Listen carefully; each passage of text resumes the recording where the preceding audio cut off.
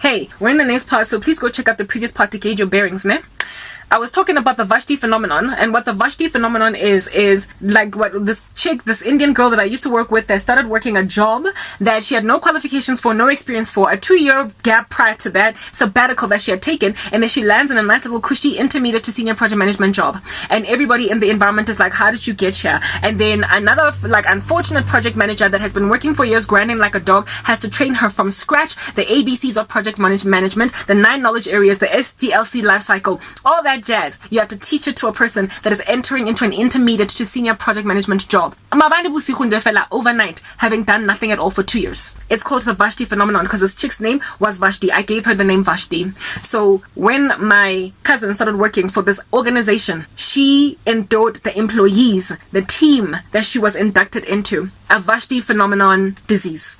Kabanga guys, moto a introduce go teaming ya gago o montsha ke Monday o qeta ho qala ka di ones of the month, or ke Wednesday ka di ones of a month, and you were like, hi Reneilwe. I gave her the name Reneilwe. It's like, hi Reneilwe, welcome to the team, nice to meet you. I mean guys, what do you do when an employee is new in a company? I'm jail. What do you do? Mina personally, I'm like, so where are you from? Where did you work before? Oh, you were at KPMG, that's nice. What did you do there? Huh. So is KPMG as like hard to get into as I've heard before? Oh, okay. So like what is the like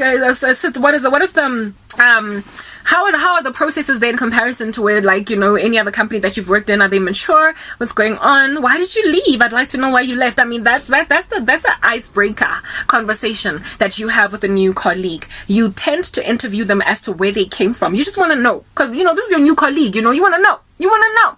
I've had many a conversation with colleagues who came from Vodacom, who came from Cell C, who came from Standard Bank, a lot who came from Standard Bank, and my questions were always answered with, like, for instance, there's one dude who came from Standard Bank, and he was working for marketing, and he was a resource in one of my projects. Let's say his name was Petros Petratra. I was like, hi Petros Petratra, how you doing, dude? So no said it's a guy prior to this. No, I was a Standard Bank, yo. Oh, for real? A bank? Oh, MTN really likes banks. No, it's Uncle Thing. No, I was a segment manager for this particular department. I work for marketing. Okay, I see. Why did you leave? Tabakoro, you know, for banking environment, marketing is very hard to come by, and usually when they fire people, they're the first ones to go. So I heard that MTN was a marketing organization, so I really wanted to work for a company that's really going to thrive me within my marketing career. Okay, well, congratulations. We'd like to have you here. So, what have you noticed? What do you like about MTN so far? No, I really like the leg room to be able to grow. Hey, I can actually be like that marketing department is so big. I can actually within about 2 or 3 years find myself in another space. But still within marketing. So that was a challenge that I had cost in banking because I go branch out to take more MTN. No, they keep. It's nice to have met you, Petros Petratra. Well, one thing I'm pretty sure of, the banka, is that their processes are very mature, so maybe you can teach us a few lessons about our processes, because more who fly and the flying kicks all over the show order, so yeah, no, sure, of course. Of course, you know, bring my 2 cents worth, anything to help. Sure, Petros Petratra, see you ka lunch, boy. that is an interview that you give to a new dude that you meet, and MTN. Hey, now imagine interviewing Petros Petratra. Azwa go sabbatically at 2 years. And the previous job that he had, now that he's a segment manager at MTN, was sending out pamphlets, go molong, marketing within the digital marketing space. And now Petros Petratra, he's segment manager go MTN. Here's Karabo. Hi, Petros Petratra. No, hi, no, dude. Hi, what's your name? Petros Petratra. Okay, yeah, sure. Like Petros Petratra. Okay, sure. So, like, Petros Petratra, where did you work before this? Oh, no, actually, you know, I was actually in a 2-year sabbatical because, like, my dad died, and I just was, like, grieving, so I was actually unemployed during that time. Oh, I see. Okay, mara non totally busy, maybe freelancing or studying, no, like, no, I was just, like, chilling at home, just 2 years young. Ah, okay, and then before then, no, it's Petros Petrat? Yeah, no, as an administrator for this one digital marketing firm, and every so often I send out my pamphlets outside the Edgar's. Oh, Okay. Yeah, I can see how you're in marketing, Petros Petratra. Sharp boy. Like a taboo history that makes you wonder, yo, long ganjani in this job, like I'm 17 now. Okay. And then next thing Petros Petratra is endured. You get endured through the futility as a seasoned specialist or a manager in marketing. You then get endured through the futility of having to train. Petros Petratra. The product life cycle, marketing 101, digital marketing 101. Like you waiting theory and practice or do every day go desking, taking 2-3 hours out of your work day. Who bonds the systems who muruta textbook marketing first before you can even do practical marketing. Petro say Petratra. Wena o sebeditse like ninja dog. Blood, sweat, and tears to get to where you're at. And here's Petros Petratra. Got 2 years sabbatical because this chick took a 2-year sabbatical because she got married and she wanted to be happy in marriage in the first 2 years of her marriage. Prior to that, Megasib is some strange job and she quit it because she was annoyed with her boss. You know, you just walk out of a job. Some people struggle to ever find a job again when they do that. I know this chick landed 2 years later comfortably in a very senior job.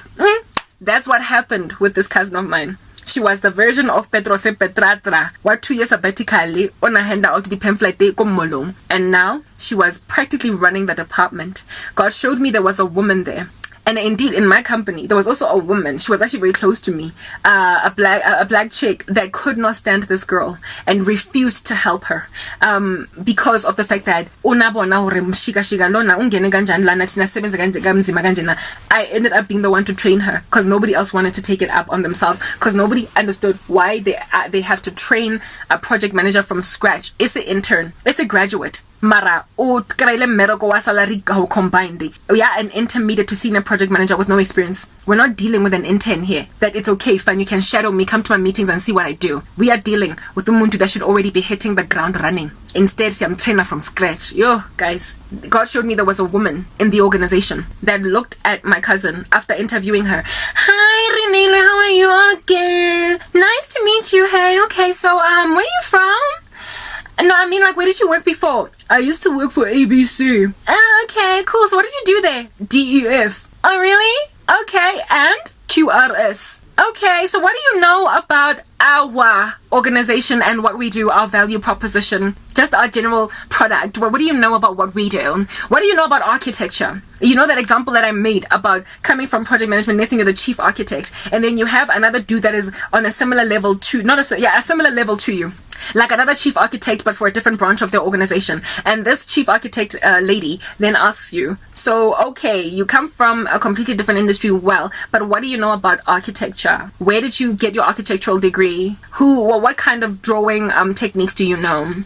What organizations have you worked with? What is your opinion concerning methods of employing, architectural strategy for this kind of institution, this kind of environment? And this chick was like, the thing is, because that's the thing about this chick, Olewa Vashti Wako MTN, she literally rocked up and said, are you going to train me? She admitted she had no project management experience at all. So Shikira likely was also like, truth is, I don't really know very much about architecture, but I'm very excited to be here because our boss just seems to so happen to think that I am in a position to be chief architect because he saw in me some kind of potential. I can understand an intern saying, a boss saw in a potential in me, even though I don't have prior experience in architecture, but I'm starting out in the architectural field as an intern. So even though I did not study architecture at WITS, Batlang Ruta from scratch because somebody saw potential because I can draw well and they will take me through school. I can take that in my stride if you're an intern, but not when you're the chief architect. On that day, it's like, what kind of rubbish is this?